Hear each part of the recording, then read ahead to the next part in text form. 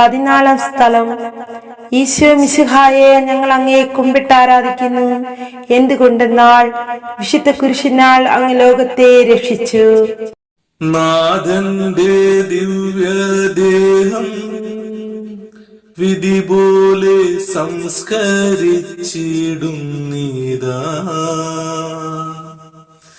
വിജയം വിരിഞ്ഞു പൊങ്ങും ജീവന്റെ ഉറവയാണ് കുടീരം.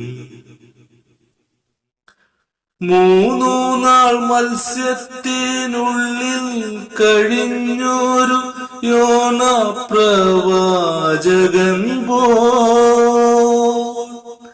ക്ലേശങ്ങളെല്ലാം പിന്നിട്ടു നാഥൻ 3-ാം ദിനമുയർക്കും.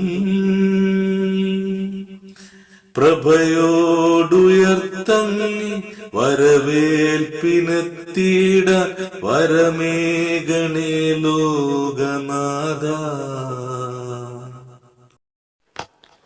14 സ്ഥലം. ഈശോ മിശിഹായുടെ മൃതദേഹം കല്ലറയിൽ സംസ്കരിക്കുന്നു. അനന്തരം പീലാത്തോസിന്റെ അനുവാദത്തോടെ റാംസാക്കാരനായ ഔസേപ്പ് ഈശോയുടെ മൃതദേഹം ഏറ്റെടുത്തു. 100 റാത്തലോളം സുഗന്ധക്കൂട്ടുമായി നിക്കോദോമോസും അയാളോട് കൂടെ വന്നിരുന്നു. യൂദന്മാരുടെ ആചാരമനുസരിച്ച് കച്ചകളും പരിമളദ്രവ്യങ്ങളും കൊണ്ട് ശരീരം പൊതിഞ്ഞു. ഈശോയെ കുരിശിൽ തറച്ചിടത്ത് ഒരു തോട്ടവും അവിടെ ഒരു പുതിയ കല്ലറയും ഉണ്ടായിരുന്നു. ശബത്ത് ആരംഭിച്ചിരുന്നത് കൊണ്ടും കല്ലറ അടുത്തായിരുന്നത് കൊണ്ടും അവർ ഈശോയെ അവിടെ സംസ്കരിച്ചു. അങ്ങ് എന്റെ ആത്മാവിനെ പാതാളത്തിൽ തള്ളുകയില്ല, അങ്ങീ പരിശുദ്ധൻ അഴിഞ്ഞു പോകുവാൻ അനുവദിക്കുകയുമില്ല. അനന്തമായ പീഡകൾ സഹിച്ചു മഹത്വത്തിലേക്ക് പ്രവേശിച്ച മിശിഹായെ, അങ്ങയോട് കൂടി മരിക്കുന്നവർ അങ്ങയോട് കൂടെ ജീവിക്കുമെന്ന് ഞങ്ങൾ അറിയുന്നു. മാമോദിസ വഴിയായി ഞങ്ങളും അങ്ങയോട് കൂടെ സംസ്കരിക്കപ്പെടുകയാണല്ലോ.